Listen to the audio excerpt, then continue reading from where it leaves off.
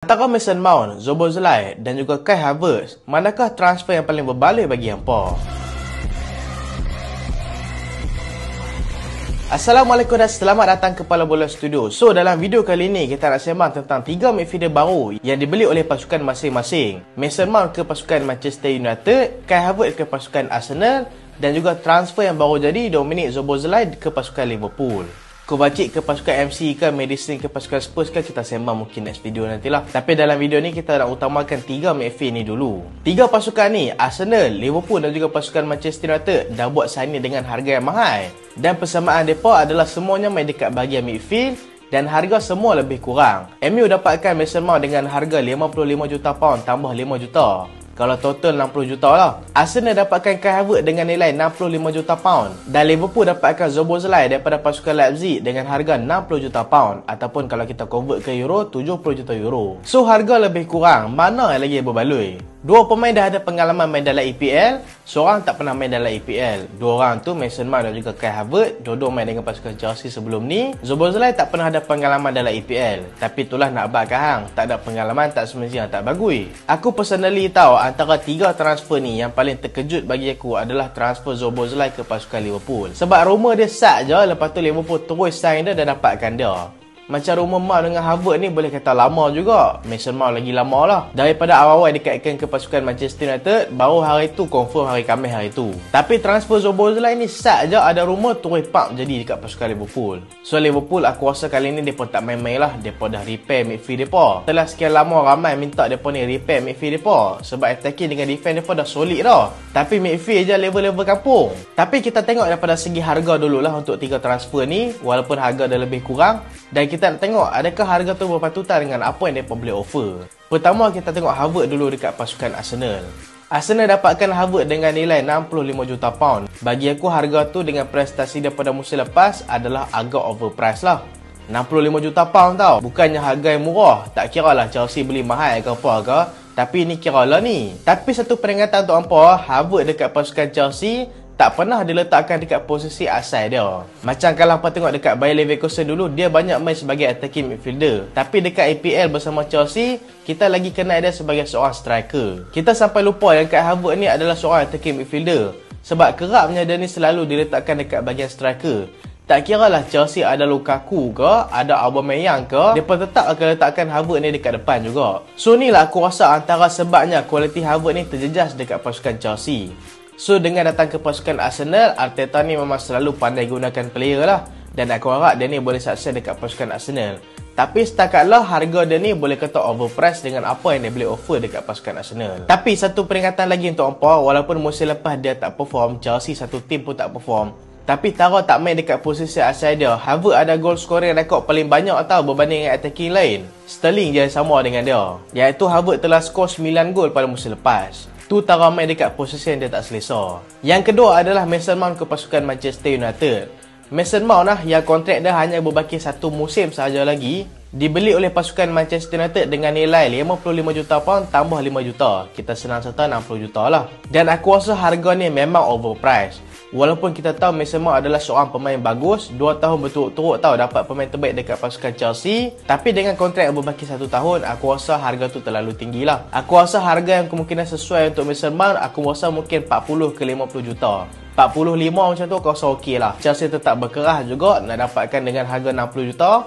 MU pun bayar lah. Dan setakatlah harga Mason Mount ni memang overpriced lah. Kita tak tengok lagi apa yang dia boleh offer dekat pasukan. Sekejap kita sembang pasal benda tu. Untuk Dominik Szoboszlai pula, pemain yang tak ada pengalaman main dalam EPL, baru usia 22 tahun. Tapi dah tunjukkan dah apa yang dia boleh offer dekat pasukan RB Leipzig. Memang pemain sangat bagus, attacking minded. Dan aku rasa harga yang Liverpool bayar tu 60 juta pound adalah agak overpriced tapi menuju ke well priced. Maksudnya aku rasa harga Szoboszlai ni kalau 55 juta tu dah okey. Ataupun 60 tu dia tak ada lah overpriced sangat. Dia aku rasa okey sikit lah. Tapi Liverpool memang tak boleh nak buat apa lah. Sebab apa? Sebab 70 juta euro ataupun 60 juta pound ni adalah nilai release clause untuk Dominik Szoboszlai. So memang mereka tak boleh nak nego dah lah sebab release clause. Sebab apa Liverpool trigger juga release clause tu walaupun mahal? Sebab kalau Liverpool tak trigger release clause tu, pasukan Leipzig minta dengan harga lagi mahal tau. Sebab tengok pasukan Leipzig mereka tak ada intention langsung nak jual Szoboszlai. Sebab member baru 22 tahun. Lepas tu kontrak dia akan tamat pada tahun 2026 nanti. So memang logik lah kalau pasukan Al-Aziz nak minta sampai 100 juta pun. So itulah sebabnya walaupun kita dapat nampak harga ni mahal, tapi sebenarnya harga ni boleh kata paling rendah lah yang Liverpool boleh dapat. So mereka nampak macam ni, mereka terus grab untuk dapatkan player tu. So kita tengok apa yang kedua, pemain mana yang paling diperlukan dalam pasukan masing-masing. Aku rasa antara 3 pemain ni, aku rasa 2 pemain yang paling diperlukan dalam pasukan dia. Satu pemain ni aku rasa agak clueless sikit pasal apa pasukan ni beli player ni. 2 pemain yang diperlukan tu aku rasa adalah Mason Mount dekat Manchester United dan juga Dominic Szoboszlai ke pasukan Liverpool. Aku rasa agak clueless sikit adalah transfer Harvard ke pasukan Arsenal. Kita tengok MU dulu lah. MU beli Mason Mount lah. MU lah ni ada 3 midfield yang selalu main dekat tengah, iaitu Bruno Fernandes, Christian Eriksen dan juga Casemiro. 3 midfield ni lah yang selalu main dekat bahagian midfield pasukan Manchester United. Tapi dalam 3 midfield ni selalu ada masalah dekat bahagian Eriksen. Sebab apa? Aku bukan nak kata Eriksen ni bukan seorang pemain bagus. Dia adalah seorang pemain bagus. Kalau tiba-tiba nak share je tu, kadang-kadang dia punya kreativiti lebih lagi daripada Bruno dan juga Casemiro. Dan Eriksen juga antara pemain yang kita tahu boleh pecahkan low block pasukan lawan. So itulah advantage yang Eriksen ada. Tapi Eriksen ni juga ada kelemahan besar, iaitu dia ni tak boleh main dekat game yang intensity tinggi. Contoh game-game yang intensity tinggi ni, contoh game lawan dengan pasukan Liverpool ke, lawan dengan pasukan Arsenal ke, lawan dengan pasukan MC ke, Eriksen tak boleh main. Kadang-kadang kalau dia ni diletakkan, contoh lah hampa tengok game lawan Arsenal ke, waktu MU menang 3-1 tu, walaupun Eriksen antara pemain yang paling perform dalam game tu, tapi kebanyakan game pada musim ni, game berintensity tinggi, Eriksen akan struggle. Dia ni struggle untuk track back, dan yang kedua adalah paling struggle, iaitu struggle untuk kekalkan bola. Sebab selalu Manchester United akan hilang position dekat belah Eriksen, dan Eriksen ni kurang sikit daripada segi pressing dia. So dengan datangnya Mason Mount ke pasukan Manchester United, Mason Mount ni adalah antara pemain yang paling rajin pressing dekat pasukan Chelsea. Itulah sebabnya bila tengok coach mana-mana main dekat Chelsea, tak kira Tuchel ke, Lampard ke, ataupun Graham Potter sekalipun, pun still suka pakai Mason Mount sebab member ni memang rajin nak buat pressing. Sambil tu bila pasukan Manchester United dapatkan player macam Mason Mount ni, bolehlah tambah squad depth pasukan MU. Tapi itulah, takkanlah MU nak beli Mason Mount ni beda squad depth je. Kemungkinan musim depan MU akan gunakan Bruno, Mason Mount dan juga Casemiro, dan akan letakkan Eriksen sebagai squad depth. Sebab anda dapat tengok musim ni kalau Eriksen tak perform ataupun MU ni nak main game berintensity tinggi, MU terpaksa letakkan Fred dekat bahagian tengah. Sebab apa? Sebab Eriksen tak boleh jalankan role macam tu. Walaupun kita nak compare lah kualiti kreativiti Eriksen dengan Fred, memang Eriksen jauh lah tinggalkan Fred. Tapi Fred ni dia ada satu benda yang dia bagus, iaitu dia ni rajin. Tapi dengan datangnya Mason Mount, dia ni rajin untuk press dan juga kreativiti dia ni ada juga. Aku rasa satu penambahbaikan dekat pasukan Manchester United. Walaupun dia main dengan harga yang boleh kata agak overpriced, tapi itulah MU yang banyak, bukan pakai duit aku ikut squad depa lah. Dan Dominic Szoboszlai pula dibeli untuk pasukan Liverpool. Aku rasa Liverpool memang perlukan Szoboszlai. Sebab apa? Sebab Liverpool musim depan memang kena salin midfield mereka.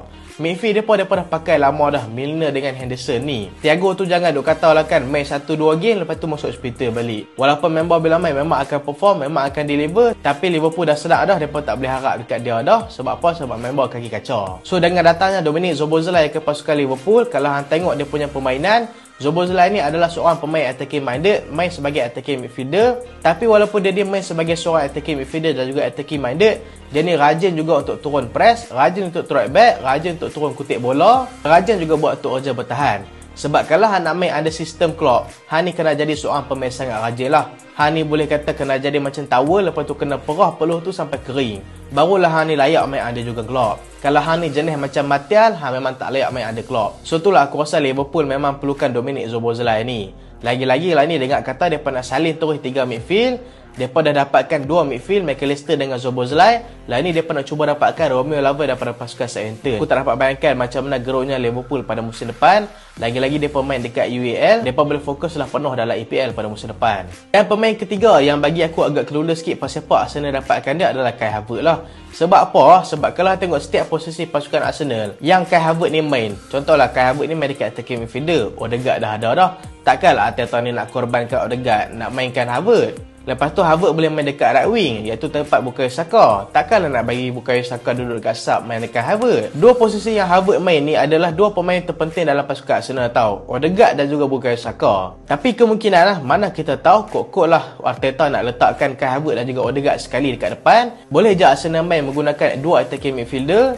Lagi-lagi dengan datangnya Declan Rice nanti, aku rasa memang akan tambah solid dekat bahagian belakang. Dan mungkin Arteta akan lebih berani lah letakkan 2 attacking midfielder. Kau hampa rasa Arsenal beli Kai Havertz ni sebagai backup je. Takkan dia nak jadi macam Spurs kot, beli Richarlison beda backup. Tapi aku rasa Havertz akan jadi first team player pada musim depan. Aku haraplah Arteta tak letakkan dia dekat striker tengah lah, macam dia dekat Chelsea. Tapi walaupun harga Havertz ni overpriced dekat pasukan Arsenal, tapi ya, kalau hampa tengok balik rekod pembeli Arteta, rekod pembeli mahal dia. Dia beli Gabriel Jesus, Zinchenko, Ben White. Boleh kata semua perform, boleh kata tak ada lagi yang gagal. Transfer Arteta yang boleh kata gagal pun adalah transfer yang murah aja. Contoh macam Nuno Tavares, Sabilo Konga. Transfer macam tu yang boleh kata gagal. So itulah fan-fan Arsenal kalau hampa tengok kan, walaupun depa sendiri pun tak tahu pasal apa Arsenal beli Kai Havertz, tapi depa mesti percaya dekat Arteta. Depa tahu Arteta ni nak letakkan Havertz dekat mana. Kita tengok musim depan nanti macam mana. So antara 3 pemain ni, antara Kai Havertz, Mason Mount dan juga Dominic Szoboszlai, hampa rasa mana transfer yang paling berbaloi untuk pasukan masing-masing,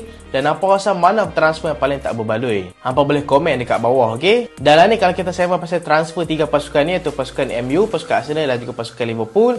MU lah ni cuba dapatkan Andre Onana daripada pasukan Inter Milan, dan aku rasa kalau lah mereka berjaya dapatkan goalkeeper Andre Onana ni, aku rasa bolehlah mereka fokuskan pula dekat bahagian striker. Sebab apa? Sebab kalau hampa tengok musim lepas, Manchester United ada 3 masalah besar yang selalu akan bagi masalah dekat pasukan Manchester United dalam game besar.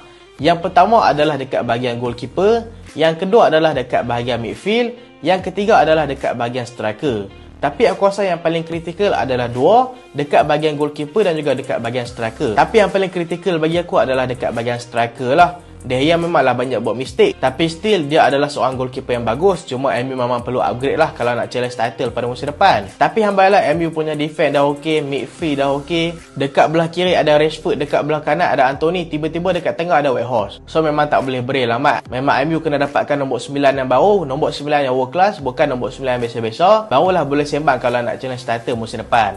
Untuk pasukan Arsenal lah ni, pasukan Arsenal tengah betul-betul usaha untuk dapatkan Declan Rice. Arsenal memang betul-betul nak spend pada musim panas kali ni, sebab mereka dah terlepas title EPL pada musim lepas, dan musim depan akan jadi lagi tough untuk pasukan Arsenal. Sebab mereka ni akan main dalam EPL, lepas tu akan main dekat UCL pula. Memang kena upgrade lah squad depth mereka. Sebab kalau tengok balik, first team pasukan Arsenal memang padu, tapi dekat squad depth mereka tu agak kurang sikit. Untuk pasukan Liverpool pula, aku rasa kalau mereka dah completekan 3 transfer ni, iaitu McAllister, Szoboszlai, 2 ni dah complete. 1 lagi dekat bahagian defensive midfielder. Kemungkinan besar mereka nak dapatkan Romeo Lavelle daripada pasukan Southampton, ataupun kemungkinan defensive midfielder yang lain lah. Kalau mereka dah complete 3 midfielder ni, aku rasa mereka takkan buat another signing. Mereka akan cuba main dengan 3 midfield ni dekat pre-season untuk menekatkan kesefahaman antara mereka. Dan Liverpool aku rasa musim depan memang mereka ni akan challenge betul-betul. Kemungkinan mereka ni akan challenge title EPL juga, mana kita tahu kan.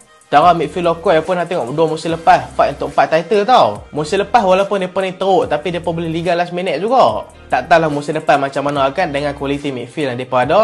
So kita tengok je lah nanti jadi macam mana. So itulah video kali ni. Hampa rasa antara 3 transfer ni, mana yang paling berbaloi, mana yang paling tak berbaloi. Dan kita sedang menuju ke 100,000 subscriber. Lain ni kita sedang menuju ke 90,000 subscriber dulu. Dan kita ada juga second channel iaitu Pala Bola News, channel pasal berita pada setiap hari. Dan hampa boleh subscribe, link semua dekat description kat bawah, okay? Dan terima kasih sebab tengok sampai habis. Jangan lupa like, jangan lupa share, jangan lupa subscribe. Aku Solehan. Assalamualaikum.